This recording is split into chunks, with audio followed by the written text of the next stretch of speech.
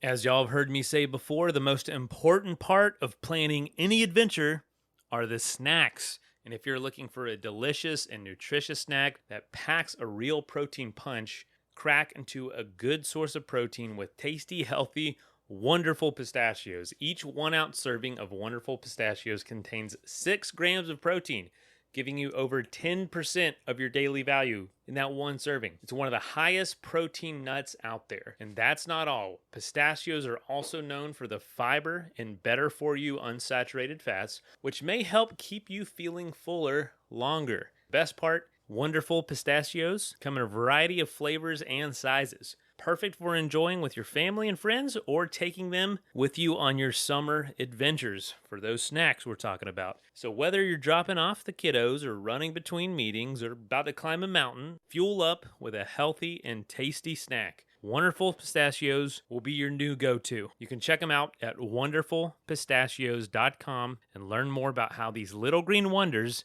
can power up your day.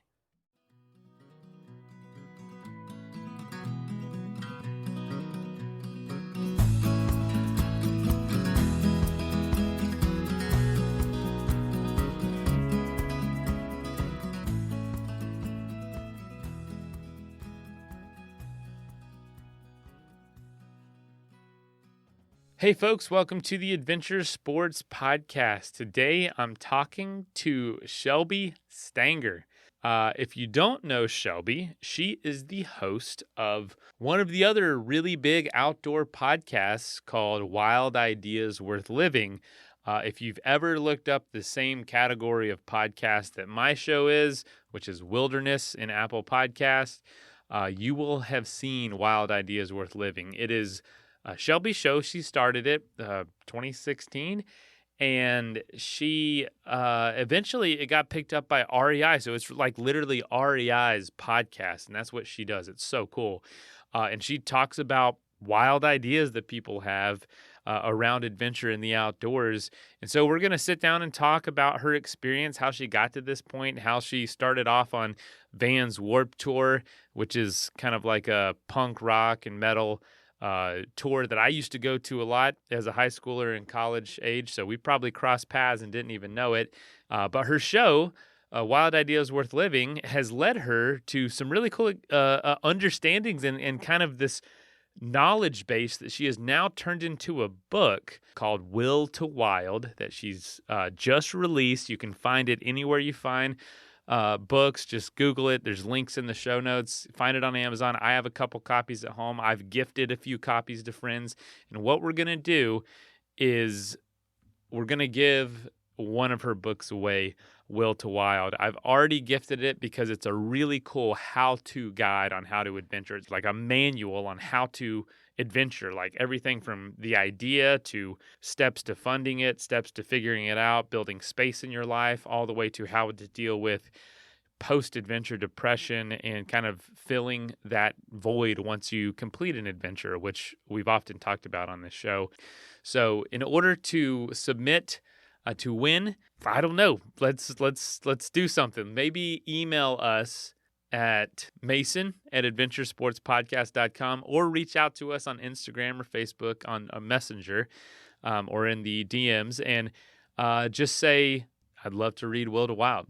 And if you're the first person to do that, you're going to get a copy of the book. So hopefully folks have listened to this intro and let's help get the idea out, get the book out. And if you haven't checked it out already, please check out Wild Ideas Worth Living. It's slightly different, probably better produced than this show, but totally Shelby's style, and she's really cool. So let's go ahead and dive in.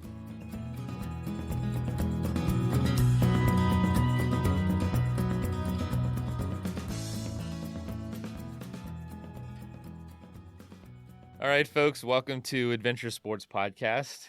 You heard a little of Shelby's story in the intro. I'm super stoked because this is a fellow podcaster, Shelby Stanger. Welcome.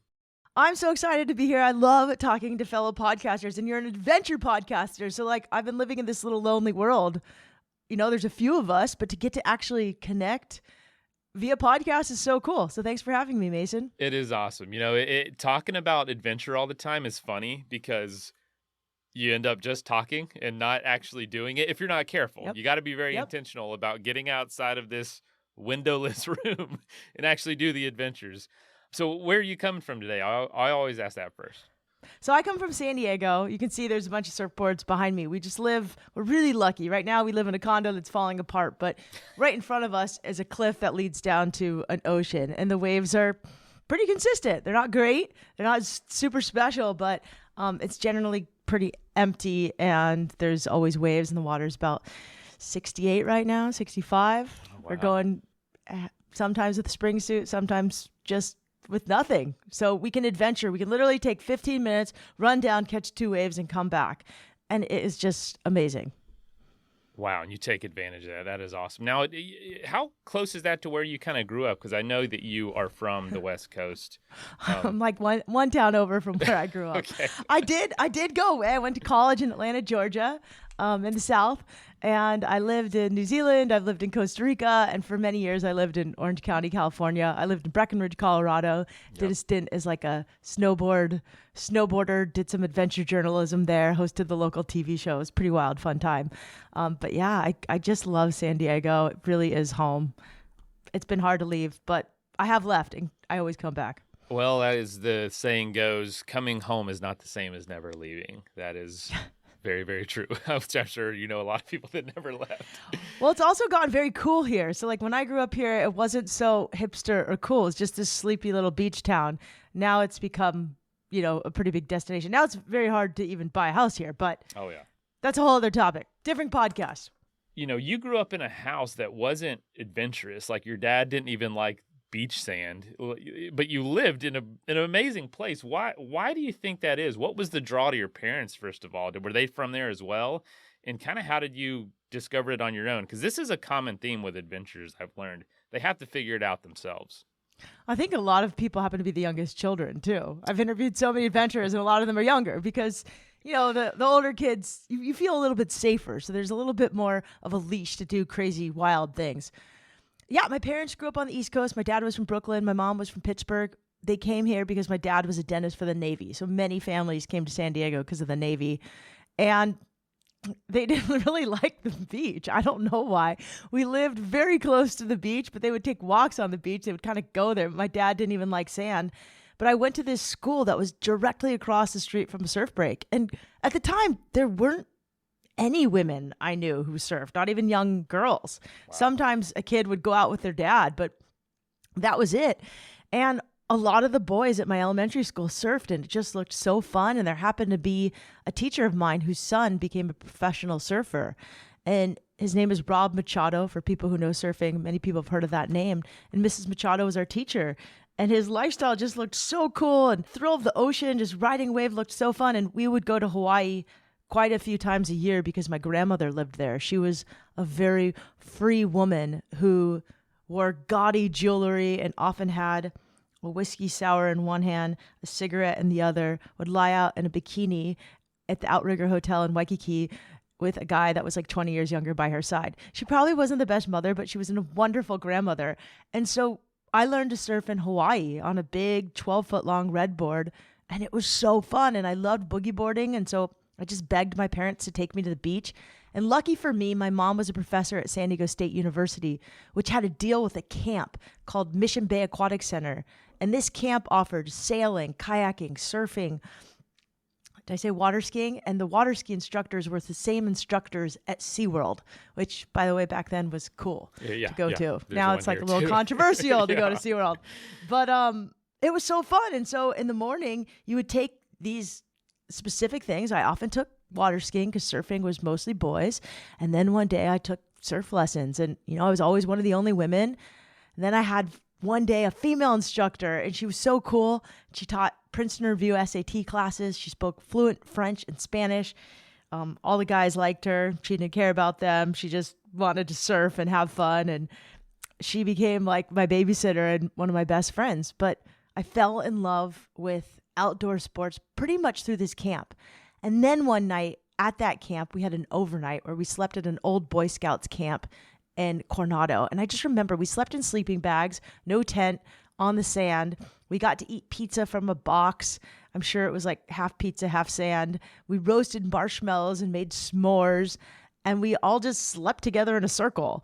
And I remember this kid who was sleeping next to me, who was, of course, a cute boy, looked at me and said, "Hey, you smile when you sleep? I watched you. That's so weird and so cool." And I think I just was so happy. Like, it felt so free. And I kind of grew up in a chaotic household. I think a lot of people did as kids. And so I found quiet, but also thrill and joy outdoors.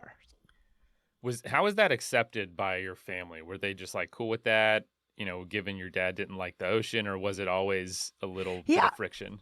Well, I didn't really start getting into outsports until the year he passed away. So the day he died, he agreed to take me boogie boarding at the beach every Saturday. He could see how much I loved it. But mostly we just went to the soccer field every Saturday. I played competitive soccer all through college. And even at 5 years old, I was playing pretty competitively. And so, yeah, right after he died, my sister bought me. It's not like he wasn't for it. He was supportive, of course, but it just was so far from what he could see. Like, girls didn't really surf where he grew up. Surfing wasn't a thing. He went to school, got an education through the Navy, became a dentist. Surfing was just not something that like well-respected people in his echelon did, but he thought it was great. And I think he was really supportive of the fact that I loved boogie boarding, and I think he would have been a fan. But he died in April. My birthday was June. My sister got me a surfboard, and it was too small for me. It had been broken in half, which I didn't realize until like a couple of years ago. They sold her a broken and re-glued together surfboard. They did a good ding repair job. And I just fell in love with surfing. I was no good at it. I'm still not a very good surfer, especially for how long I've been surfing. But I think in the ocean, I found a lot of answers and a lot of peace that I couldn't ever find on land. I think there's just this calmness about the water, and you're forced to be quiet, but it's also really fun. So it kind of tricks you into meditating in a way. I've never heard anyone put it that way, but that's like that. That's the phrase I've been looking for, because it's like it's a form of meditation. Climbing or biking or any of these adventure sports that we talk about, it tricks you into meditation, because sitting down and meditating is really hard to do. But if you can get tricked into it, or like it's tricked into exercise and meditation. I'm going to remember that. I like that. Good. I like that too. I'll start using it. For your next book. Great. Tricking you into meditation. It helps. As a parent, there's a ton of freaking things you got to do to trick kids into everything. Changing clothes, eating vegetables, whatever. So surfing's huge. The beach is awesome. You're Hawaii, your grandma, you're really cool sounding grandma. Why school in Atlanta? How do you end up in Atlanta at Emory? Because that's the dirty South right there. That's where I'm from. Like, what got you there? That was a hard decision, but one, Stanford rejected me ultimately. Okay. And that was like my other school. Two, I applied to every school I applied to was Division I soccer school. And when I went on recruiting trips, I went to Boulder, I went to some really great schools. And I just remember the athletes told me their schedule. And it was like, wake up, train, go to class, have study hall, train. It was just boring. Emory had a wonderful journalism program. And the other goalkeeper, believe it or not, I was a goalkeeper. I guess I'm kind of weird. Goalkeepers are a bit of outliers. You're either the hero or the villain. The other goalkeeper hosted the TV show, volunteered, got straight A's, partied, was in a sorority, and she already had like a job working for the TV news station as well as like the local college station. She was so cool. She's now the announcer for the women's soccer league on Apple TV. Oh, wow. She's so cool. But I wanted to go to a school where kids were pretty well-rounded and where soccer wasn't just my life. Emory had a fantastic journalism school, and Atlanta was where CNN was. And I really thought I was going to be a TV journalist. And I still love TV journalism. So I actually interned at CNN. I 1 year got to go to South Africa and work for a newspaper. And most of all, I knew if I'd gone to USC or UCLA or Santa Barbara or any school in California, I would have just been another surfer girl from California who rode a skateboard to class. And at Emory, I could ride a skateboard to class, and I was like the only person, and people shouted funny things at me. They're like, hey, dude, skateboarding died in the 80s. And, I just had the funniest remarks, but my teachers loved it. They thought it was great.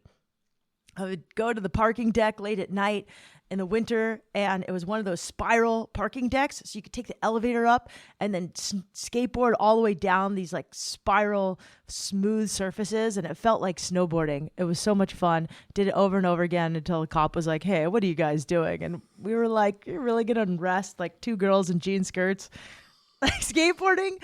But they were pretty cool to us. We were very lucky. And yeah. So Emory was a good school. I chose it because of journalism and because the women's soccer team was so diverse, so interesting. And I remember going on my recruiting trip there and no one was like me. And I loved it. And they were really kind. People were so different. The school had so much diversity before diversity was ever a thing. And I just enjoyed it. It felt kind of like a cultural experience. It felt more foreign to me than going to Costa Rica, which I know sounds wild, but Costa Rica is another beach culture. So I felt very comfortable there. I 100% agree. Yeah, it's really interesting. I love Atlanta. It's not too far away. It's kind of that big city near us, and so much you don't know. It can be culture shock if you're coming from like the West Coast, Southern California for sure. But you learn so much. And like you said, you get to stand out a little bit. But you got into journalism. You found writing before this, which got you interested in Emory in the first place. You can talk about how you discovered that, but I really want to hear about from there, another kind of out of nowhere opportunity to join Warped Tour, and that really caught my attention when I learned about your story, because I was a huge fan of Warped Tour. I went to Warped Tour every year. And you did? Oh yeah, I love it. Even I still in go 2002? see those bands. Not that early, but I was all through high school, Warped Tour, college, Warped Tour, until it kind of fizzled out. But yeah, I was a huge fan. Got the CDs every year. So I always wanted to cover surfing, skateboarding, action sports, snowboarding. And I had this amazing professor freshman year in college. He was a writer for Esquire magazine. He was pretty controversial. He also wrote for Playboy, which, by the way, I know contrary to what you might think, had really incredible journalism. That's what my grandpa always said. That's what like every guy says. Playboy has really good journalism. Anyways, he was this reporter, and first day of class, he's like, "Okay, you get to choose from this list of assignments." And it was like, interview a matchmaker, interview this guy who was definitely in the mafia, or you could spend the night at a homeless shelter and write about it. And I was like, wow. So I chose to spend the night at a homeless shelter and write about it, which is pretty intense experience for an 18-year-old fresh out of San Diego, who's never done anything like this. And the other kid who I did that with is now like a huge political reporter for the New York Times. So my journalism experience was so hands-on and so incredible. And sadly, the journalism program at Emory is no longer, because kids aren't making the kind of money that parents who are paying for their kids to go to a school like Emory can justify, which is a whole other topic. That same professor said, if you guys can do one thing the summer after you graduate, and this is advice I give to anybody who's graduating college, go intern at your local newspaper. There's always a chain of weekly newspapers in every single, especially beach community, that's usually free. And it was a big thing in 99, 2000, 2001, 2002. So I did, and I ended up getting to convincing them to let me write about surfing and all the wild sports that people did. And I just found a column that I started. It was called Breaking News. And then I changed the name to Going Wild, which this was before the movie Wild even came out, or the book Wild came out. And I covered people biking across the country. There's actually a kid from Athletic Brewing who reached out to me and was like, his mom was one of the twins that I interviewed who biked across the country when I wrote about her in 1999. Wow. He is from, I'll get his name after, but his mom is Angela. He's like, has a foreign last name, some sort of European last name. And he's an Athletic Brewing ambassador. So I interviewed people who were doing wild ideas, essentially. Well before this thing, I pitched 5, 4, 3, 2, 1. I pitched all these TV shows at the time. They wanted girls that had boobs and looked like Playboy bunnies. I did not. And so I pitched the LA Times. I pitched the New York Times. I pitched the Associated Press. I asked CNN if I could be their adventure reporter, and everybody was like, no. But someone at the LA Times said, listen, we don't have such a thing as an adventure sports reporter. And this is when the X Games was starting. Mm-hmm. But he did tell me that I should talk to a PR agency that ran the account for Vans, which had this thing called the Vans Warped Tour and the Vans Triple Crown Series. So I met with the PR team. I ended up meeting the PR guy at Vans. I stayed in touch. I didn't think anything of it. Graduated from college. I was applying to jobs at MTV, at Eco Challenge, at all these crazy places, at the Associated Press. I got completely rejected from the Associated Press. So I called my friends at Vans and I was like, hey, do you guys have any opportunities? He's like, sorry, Shelby. I would have hired you right out of college or in college while you were in college last year, but I hired someone. Stay in touch. He called me 2 days later and said, hey, Shelby, we have something for you. This guy who's the journalist for the Vans Warped Tour isn't going to work out. And I was like, well, when are you hiring for it? He's like, I don't know. The VP of marketing is leaving today to go to Canada on a trip. And I was like, when is he leaving? He's like, 4 p.m. It was 12 o'clock. And I was like, I can be there in 2 hours. I literally showered, drove to LA, put on a collared shirt, which is not how people at Vans dress, and a very preppy skirt, drove there, met with the VP of marketing and told him that I should be the journalist for the Vans Warped Tour. And at the time, they'd never had a female journalist for the Vans Warped Tour. The Warped Tour had a mostly male crew, and they were worried I was, who knows what they were worried about. Probably that I was going to make out with someone on the crew or one of the guys or get taken advantage of or whatever. It was just, it's kind of a rough environment. And I had just taken some time to backpack through Fiji, Australia, and New Zealand. I graduated college a little early, so I was able to kind of get some experience on my own. I proved to them that I could hang. I lied to them. I said that my favorite band was Blink-182. And then I laughed. I didn't totally lie. They knew I was joking. And I love Blink-182. I actually see the guy from Blink-182 at the local coffee shop all the time. That's hilarious. But now they're back on tour. Yeah, so long story short, I got the job and it was the best summer of my life. Every day I had to wake up and I had to write a story about whatever was happening on the tour. And then I would pick something to focus on, whether it was a nonprofit. Believe it or not, a lot of nonprofits go to these punk rock concerts. So the Warped Tour, for those who don't know, is a traveling punk rock circus. It goes to 60 cities in 60 days with 108 bands or more a day that play. And they're held in stadiums and dirt parking lots and fairgrounds. And it's just a bunch of kids. When I did the Warped Tours 2002, there was only dial-up internet connection, which meant I had to find a phone line, which meant I had to hitchhike usually to find a phone line after every concert, which was terrifying. But I don't know, I did it. Somehow I survived. No one murdered me. I often got rides to Kinko's. And it was the best summer of my life. It taught me how to be resourceful. It taught me that what people look like is often not who they are. And I also had to be really good at finding the stories. And what I mean by that is I was very intimidated by the guys with scary tattoos, mohawks, and piercings. But they were often some of the nicest people. Still holds true, too. And I mean, all these different cultures you're kind of throwing yourself into. I'm sure you were learning a lot about human character versus appearance. Yeah. And I mean, it was just, I had to learn to be resourceful. People on the Vans Warped Tour worked really hard. And I was really lucky. I was working for Vans at the time. And the founder's son, Steve Van Dorn, was on the tour bus. So was his daughter, Christy. They looked out for me. And Steve Van Dorn is a leader like nobody else I've ever met. He's kind of like Santa Claus in that he loves to give presents to everybody. We would stop in the middle of Ohio. A kid would recognize him, do an ollie. He'd get the kid's address. The next day, a fresh pair of Vans would be sent to his house. And he would sit out in the sun all day, and they would sell Vans t-shirts and Vans shoes to pay for the Vans Warped Tour, which is a really interesting concept. He's just a good guy. His daughter was incredible, and I ended up working at Vans in-house for some time after. Wow. That's so cool to hear that backstory. Oh my gosh. What a great lineup too. I'm looking at 2002. It's like so many good bands. Well, good bands. And I know you hear the music and you love it and it never gets good bad bands. to you. Yeah, very good bands. If you like punk rock, Bad Religion, No Effects, Good Charlotte. Anti-Flag, Motions. I was a big fan of Every Time I Die. Oh my gosh, so many in here. That's so awesome. If I hear that kind of music, I get like a little PTSD now, but it's okay. Funny.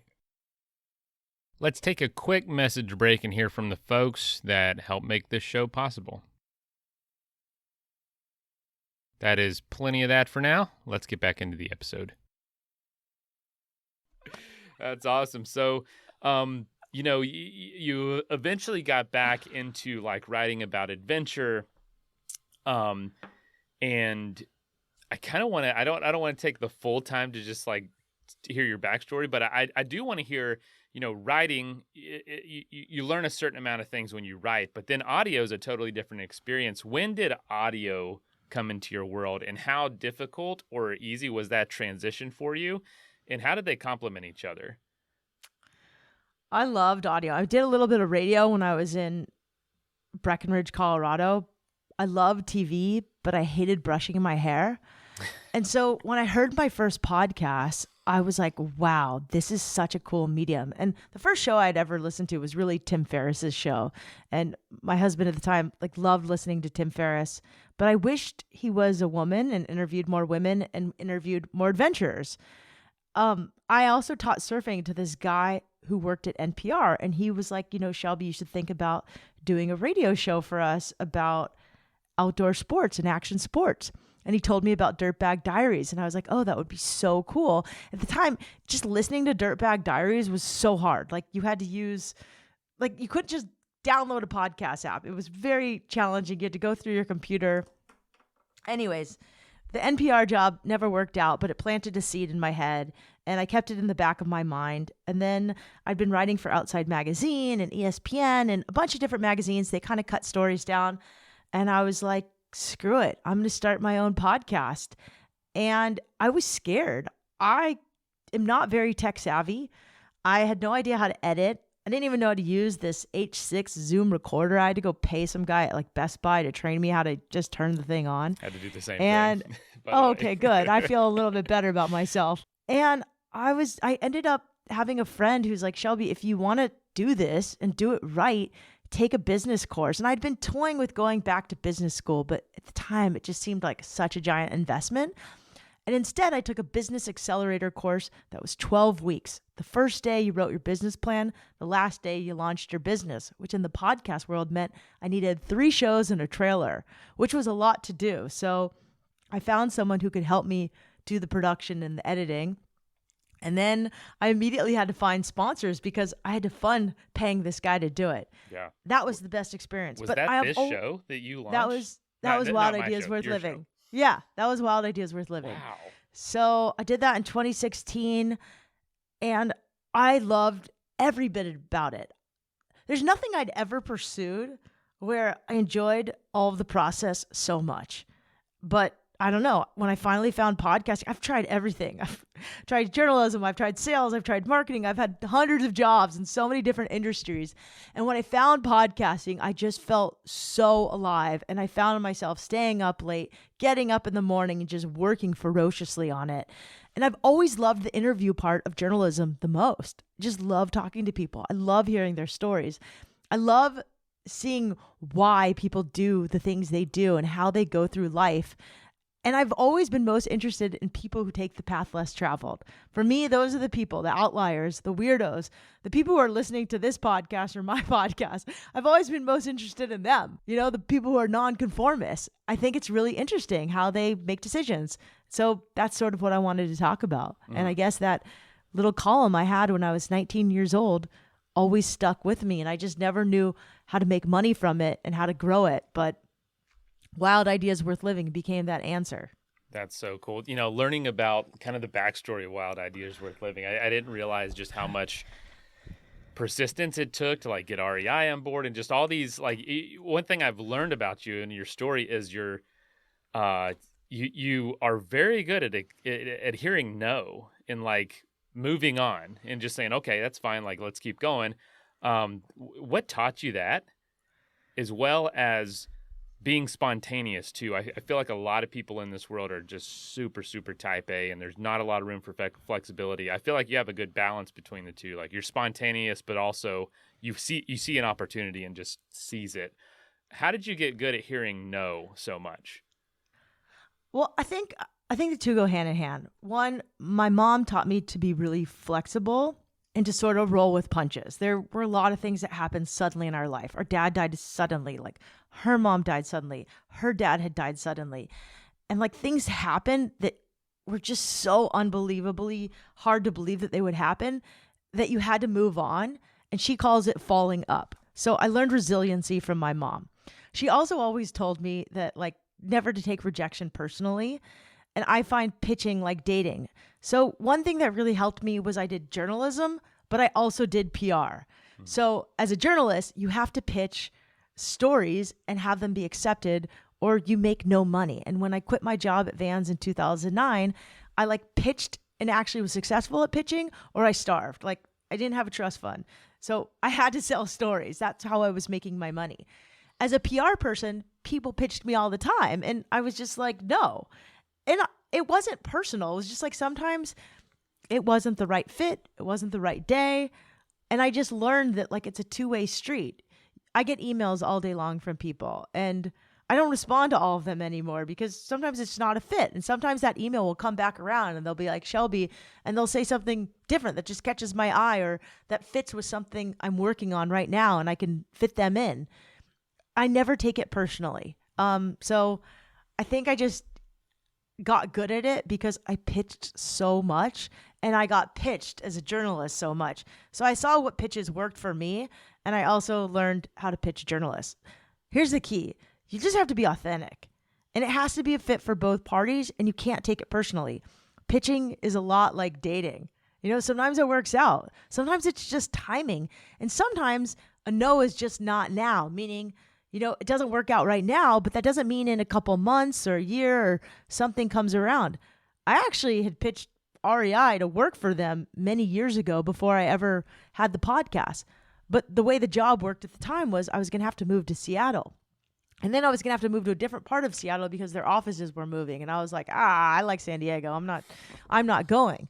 But I kind of kept in touch with that guy that I had applied and interviewed with. And, you know, I didn't forget him. And I followed up with a thank you. I think that's the other thing is you have to be gracious. If people give you their time, say thank you. And don't take it personally. You have no idea what someone is going through on a given day. I mean, there had been times where I was just having a terrible day or someone in my family died and people were pitching me and I was not about to respond to pitches that day. Everybody's human.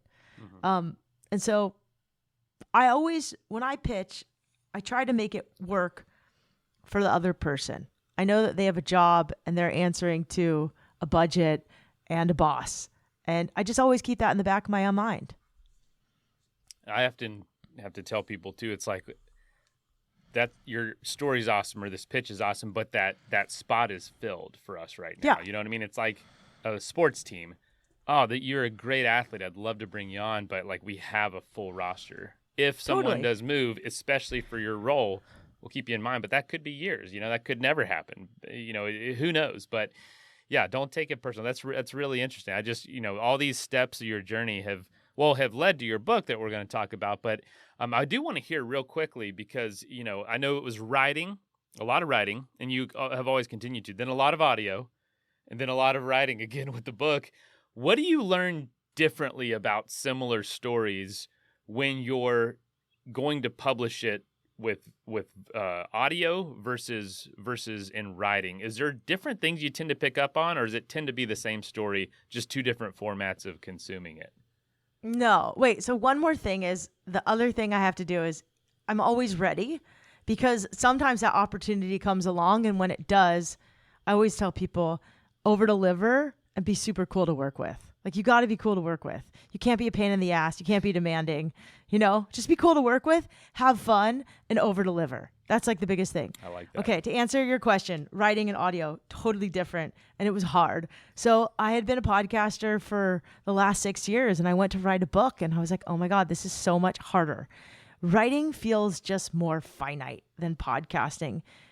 People are much cooler. What do you mean? Like, well, like on the page, something that you're looking at and absorbing almost feels more finite than something that you're listening to. You can't see it. You're just hearing it. When you read, you kind of listen and you look at it. So it's coming in through two different senses, I feel like. Interesting. And the way people perceived telling me their story for a book was totally different than a podcast.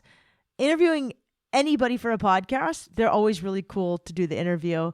When I talk to people about the book, they were much more reluctant to share their story. It was very wild. I think they wanted to like fact check it, and they wanted to go over it a million times. And I think the hard thing about a book versus a podcast is your answers are cut in writing versus a podcast where I can tell you a full sentence and I can stumble and I can say, and you can hear my pauses, and it's just a little bit more authentic. Writing is a little bit more stylized, and you have to just convey the message that you're trying to tell. So you don't tell the full story. So you're just telling bite-sized parts of the story to convey a message. Totally different things. And it was really hard for me to write this book. Interesting. So you and I both have interviewed people who are adventurers, and they, it's a huge adventure, something that might take years, something very, very, very difficult. And then they go to turn it into a book. I don't know how many times you've heard this, but it's like, oh, the book was harder than the adventure. I've heard that 1,000 times. So I was curious, from your point of view, was the book about adventures as hard as the podcast about adventures? And it sounds like it was. It was way harder. That's crazy. Writing a book was challenging. Also, I had some obstacles that I didn't expect. Any good adventure, as you all know who are listening to this podcast, involves some obstacles. It's not an adventure until something goes wrong. And yes, from the start, I had some obstacles, mostly in the sense that I'd never worked with a big time publisher. And, I sold my book to Simon & Schuster. The person I sold it to at the company who was going to edit my book, we kind of agreed on our process and how we were going to work. The next week, she was fired. So I got a new person. I was like, no big deal. It'll be fine.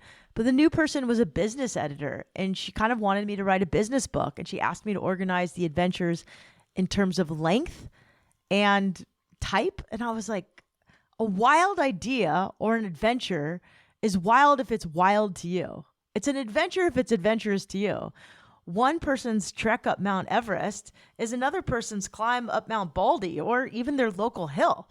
I'm never going to climb Mount Everest. Like, that is nothing I want to do. And just because I'm never going to climb Mount Everest doesn't mean that a trek up Mount Baldy isn't going to be my own Everest. So I had to sort of like do half of what my publisher wanted, half of what I wanted. And then that woman quit as soon as I turned it in. So I had another editor who wanted me to write it a little bit differently. I had a couple of obstacles, and I'd never written a book. The last thing is my own ego and the pressure I had since wanting to write a book since age 11 was looming in the backdrop of my mind. And if anybody has had a big lifelong goal, there's all this external pressure that sometimes you put on yourself. And I could tell you this, that it was completely unserving of my own brain to do that to me. And I had to work really hard on realizing that my ego is not my amigo. And I had to do a lot of personal growth to just let my ego go and tell the story I wanted to tell. And there's things I reveal in my book that were embarrassing and really vulnerable and really scary to share. And that was hard. And I was really worried that by telling these stories, people were going to just ask me about them for the rest of eternity. And I just had to let that go. I mean, what I learned is most people are really more concerned with themselves than you. That's the truth. And the second thing is like, if you're authentic, then your story might just resonate and help someone. So I really tried to keep service at the forefront of my mind when writing this book. And I tried to think of someone I wanted to read this book and who I wanted to help. And when I did that, writing was effortless. When I didn't, and I was concerned with how I would look or what people thought of me, writing was really tortuous. Interesting. Did you learn anything about the idea of a will to wild, like living a wild life? Did you learn anything new from adventurers than you did in an audio format? Because I feel like writing it down, you're almost contemplating it a little more too, because you're going over every word. Were there things that kind of were drawn out through that process that you wouldn't get in audio? Does that make sense? Yeah, I think I learned a little bit about starting, about unstucking ourselves, and about finishing. And I think the common thread is just like love, right? You have to be kind to yourself. You have to live with intention. And if you're kind to other people and mostly to yourself, the adventure will flow a little bit more seamlessly. But I think a lot of adventures, sometimes do the adventure for reasons that aren't necessarily just because they want to. Sometimes it is for their ego, and that's okay. That doesn't mean that they're bad people because they're doing something for their ego. But I do think that I've learned that like when the ego gets in the way, it makes everything much harder. I learned that doing audio too, but I think it just became more apparent when writing my book. And one thing that I started hearing over and over again on my podcast from different adventurers is that when they go out and set out on a grand adventure, sometimes finishing and after their adventure, they experience some sort of depression or fatigue. And that hadn't been talked about in the articles I've been reading about adventure. So I wanted to write about that in the book.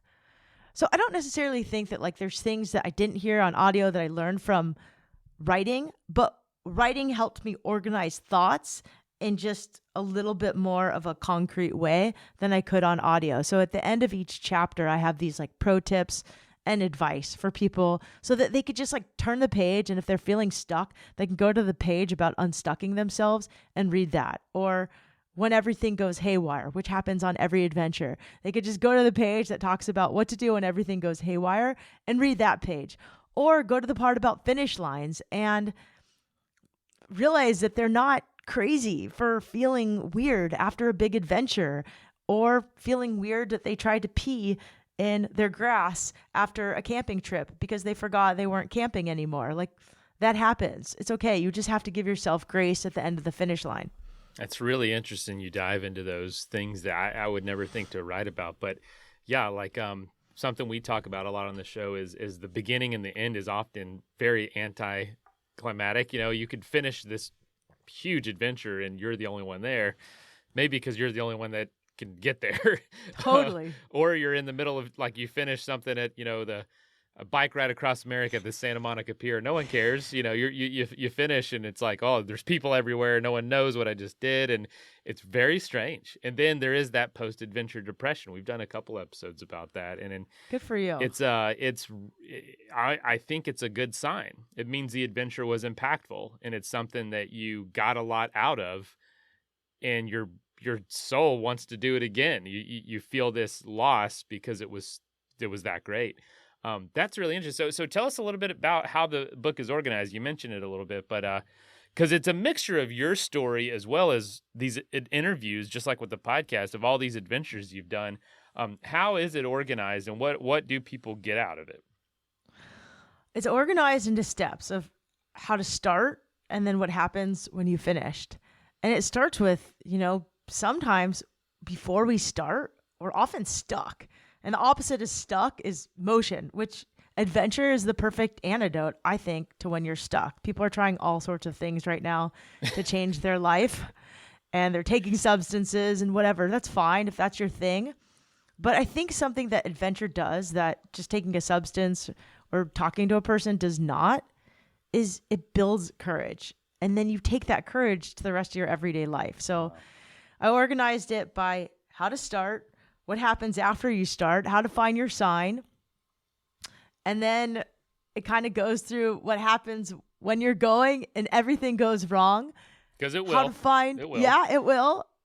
Trail angels, which are this incredible concept that I didn't learn about until I started interviewing PCT hikers and Appalachian Trail hikers. And I have this wonderful couple, Barney and Sandy Mann, Scout and Frodo, who are professional trail angels featured in the book. And I think that's one of my favorite chapters, because these are people who were impacted by trail angels when they hiked the PCT, that they became full-time trail angels. And I actually spent some time with them after I wrote the book.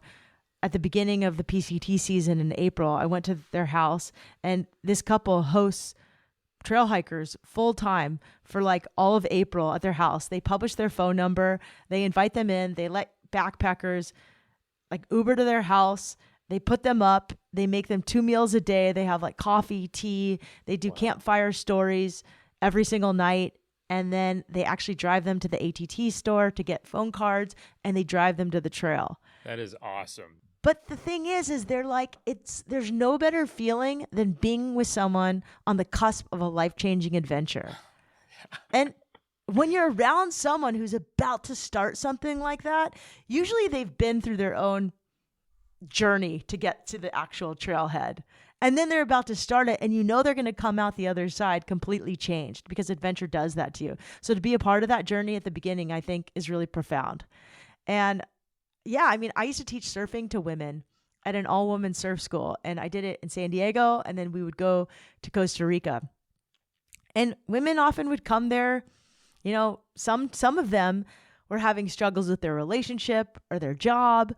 They would come a little pale and sometimes a little bit softer. And by the end of the week, they were tan, they were courageous, they were skinny dipping, they were rowdy, they were standing up on surfboards, they were really strong physically, mentally. And shortly after, I'd often get a call from one of them, and they'd tell me that they quit their job, they'd divorced their partner that they needed to divorce finally, or that they were moving across the country to a place with a better beach, and that they were prioritizing joy in their life. And this would all be from like a week of surf camp, which is pretty wild. And I think that's what adventure does that to you. So the book, to answer your question again, is just, it's organized in sort of how you go from stuck to going through all the things an adventure will throw at you, to then finish lines, and how to give yourself grace at the end and carry that sense of adventure with you to your everyday life. But there's some surprise stories in there, so I don't want to give it all away, because no. I want people to buy the book. Yeah, well, I think, you know, those are the steps, but it's like you're not telling us how to do it. One thing I do want you to touch on, if you have a second, is what did you mean by the sign, your sign? Is there usually a sign associated with going out on an adventure? I think I know what you're talking about, but I didn't expect you to say that. Let's take a quick message break and hear from the folks that help make this show possible. That is plenty of that for now. Let's get back into the episode. well, yeah, I mean, I think when you're lost, you have to do what all hikers do, which is look for the trail sign. And signs are extremely personal, but I've heard so many adventurers tell me that when they're stuck and they need to make a change, they have a sign that comes to them. It's usually a sign that comes with a lot of pain because they have to make a change, or it's a sign that just like keeps reoccurring. The perfect example I have in my book is a woman named Steph Jagger, who skied the most vertical feet in 1 year. And she wanted to like quit her great PR job, but she had just bought a house and she wanted to just ski. She's like, what if I could just ski on the weekdays instead of the weekends? What if I could just ski every day? You know, she had this kind of grinding job, this life she created for herself that she thought was perfect because she followed the plan, right? The plan, get a job, get a house, get married. She was like, really? This is it? And when she was skiing in Whistler with her friends and she told them of this idea to just ski on weekdays and not just weekends, they kind of laughed at her. And as she was getting off the chairlift, she saw the sign. And the sign said, lift your restraining device. And it referred to the metal bar that keeps you from falling off the chairlift onto your death in the mountain to get off and ski down the hill.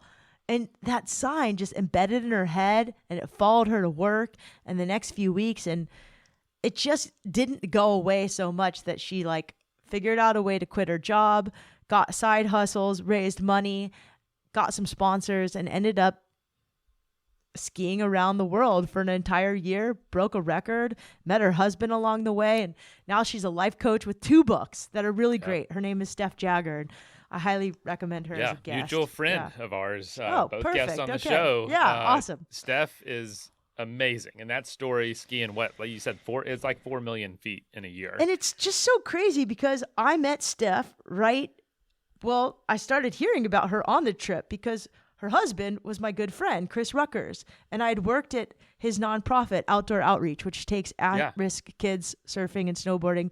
And I kind of had a crush on Chris because he was this good-looking guy, and he was like Mother Teresa for the outdoors. He wasn't really my type, but he was a really like cool guy. And I had this like little baby crush that I ended up just working for him and doing whatever he wanted to like help Outdoor Outreach out because it's such a good organization.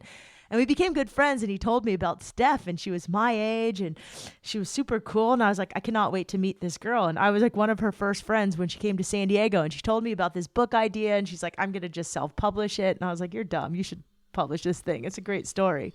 She did. She crushed it. Ended up, now she's on her second book, and she's a wonderful writer. I will tell you that my book isn't very literary. The writing in it is like I talk. And I wanted it to be easy to read. I wanted you to be able to just like pick it up like a guidebook, read the nuggets. And I really wanted there to be some funny stories in there. So there are a few inappropriate, funny stories in there. And, my worst review on Amazon is a 4-star review. And it says, I really liked this book. And the girl who writes it is not saying that she's a guru. She's more like a friend that you want to have a beer with at a bar. And I was like, okay, that's awesome. So I feel like I did my job with the book. I'm not a guru. I don't want to be preachy. There's so many books telling you what to do and how to live your life. This book is just saying, hey, if you're already an adventurer like you are, if you're listening to this podcast, here's a hall pass to keep doing what you're doing. And if you've ever had questions about why you do what you do, well, maybe some of this book will give you answers to those questions and just encouragement to keep on doing it. And you can also give this book to a friend who doesn't understand your lifestyle so that they understand it better. Wow. But it's also a call to action to get more into nature, because I believe that nature has the best answers to all sorts of our problems. That's the quickest way to get unstuck today is go for a walk, get in nature. Don't neglect, we talk about this all the time, don't neglect the smallest experience with nature. I had Bear Grylls on the show a couple weeks ago, and he said, sit under a tree. That's what he does when he's stuck. And it's like in the smallest, you got an hour between flights, find a tree. That'll do something for you. Don't neglect that. And if that's, some of the biggest adventures of the world saying that, it's true for us. One thing I want to ask, because I think we're wrapping up here, for you, because I know as a host, we're not doing the 7 summits or biking around the world or sailing around the world, and I don't know if we even want to. For you, what is the perfect adventure for you personally? And then what's the perfect podcast adventure interview or interview in general for an adventure? So what's your favorite interview for an adventure perspective?